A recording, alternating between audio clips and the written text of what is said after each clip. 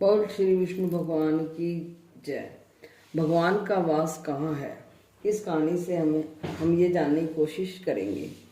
एक बार भगवान भी बड़ी दुविधा में फंस गए, क्योंकि लोगों की बढ़ती आस्था और साधना वृत्ति से वो प्रसन्न तो थे, लेकिन फिर भी उन्हें उच्च व्यवहारिक दिक्कतों का सामना करना पड़ रहा था। क्योंकि जब भी कोई दुखी होता या मुश्किल में होता तो वह भगवान के पास भागा भागा आता और उन्हें अपनी परेशानियां दूर करने को कहता।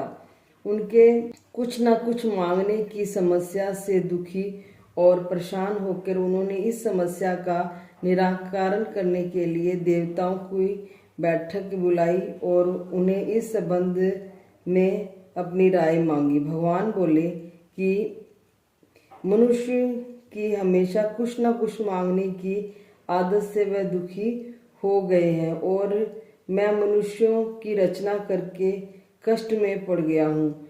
अब ना तो मैं कहीं शांतिपूर्ण रह सकता हूँ, ना ही कहीं बैठ के ध्यान लगा सकता हूँ। बताए जहाँ मनुष्य कहीं ना और ना ही कहीं बैठ के ध्यान लगा सकता हूँ। आप लोग कोई ऐसा स्थान बताएं जहाँ मनुष्य कभी ना पहुँच पाए।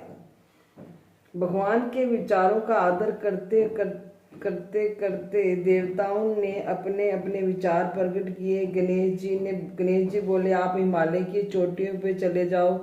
तो भगवान ने कहा, वह स्थान तो मनुष्य की पहुंच में है, उसे वहां पहुंचने में अधिक समय नहीं लगेगा। इंद्र ने सलाह दी कि महासागर में चले जाएं।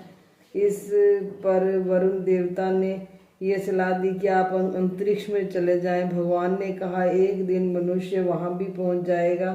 भगवान निराश होने लगे। अंत में सूर्य देव ने कहा, भगवान आप एक काम करें, आप मनुष्य के हृदय में बैठ जाएं।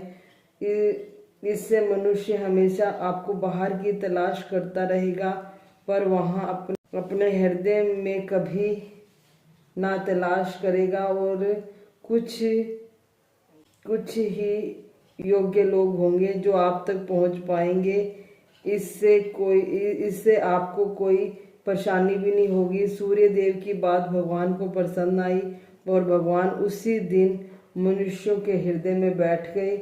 उस दिन के बाद मनुष्य हर बाहरी जगह में भगवान की तलाश कर रहा है, लेकिन अपने हृदय में बैठा भगवान को नहीं देख पा रहा है जो उसके भीतर है।